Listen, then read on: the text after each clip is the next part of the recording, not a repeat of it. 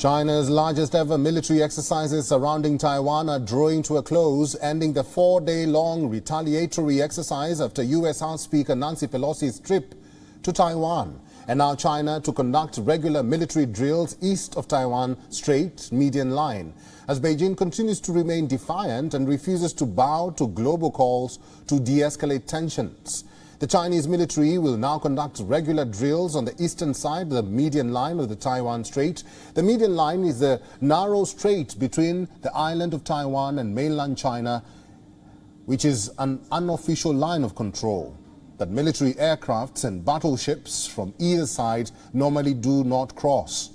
The median line has never been legally recognized and is an unofficial line drawn up by the U.S. military for their combat requirements in the previous century. Taipei is now fearing that the drills of Chinese military were in fact a simulation for an invasion. Chinese jets made incursions in Taiwan's air defense zones. Its ships encircled the entire island nation, and ground troops fired live missiles, which has made Taiwan anxious. Analysts say that in the garb of the drills, the plan is actually practicing a blockade and ultimate invasion of the island. The White House has continued to criticize China's actions. White House in a statement said, and I quote, "These activities are a significant escalation in China's efforts to change the status quo. They are provocative, irresponsible, and raise the risk of miscalculation. They are also at odds with our long-standing goal of maintaining peace and stability across the Taiwan Strait, which is what the world expects." End of quote. China's military drills around Taiwan has ended over the past few days of the military exercise. China has fired live long-range missiles in the area, which have landed in the waters of Taiwan. While Chinese jets and missiles have flown over mainland Taiwan, Taipei's defense ministry also highlighted that Chinese forces have repeatedly violated the median line in the Taiwan Strait.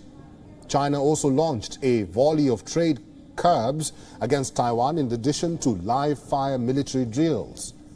Taiwan's transport ministry said that relevant flights and sailings can gradually resume. Taipei said some routes are still being affected in the 7th temporary danger zone, and authorities would continue to monitor ship movements there. Now ignoring calls by the West and ASEAN to de-escalate its retaliatory action, Beijing has said they will hold live-fire drills in the southern part of the Yellow Sea located between China and the Korean Peninsula till August the 15th.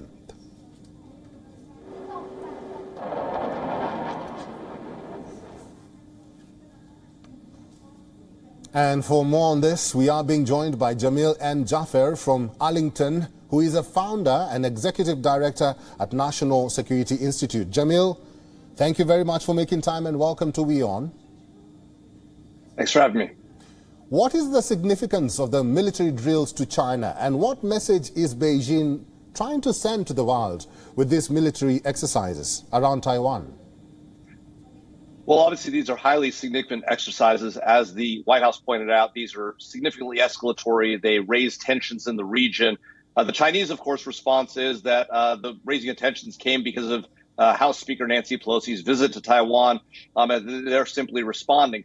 The goal of the Chinese here is to make clear that they can shut down economic transit across the Taiwan Straits, that they can threaten Taiwan and others in the region, and that they have the military force and capability to take action if they choose to do so. Jamil, let me ask you this. Do you think Nancy Pelosi's visit was indeed a provocation by the U.S. as claimed by China?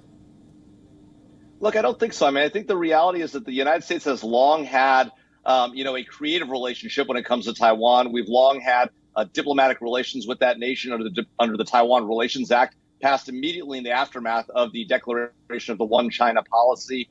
And the United States has made clear that we were going to sell weapons to Taiwan.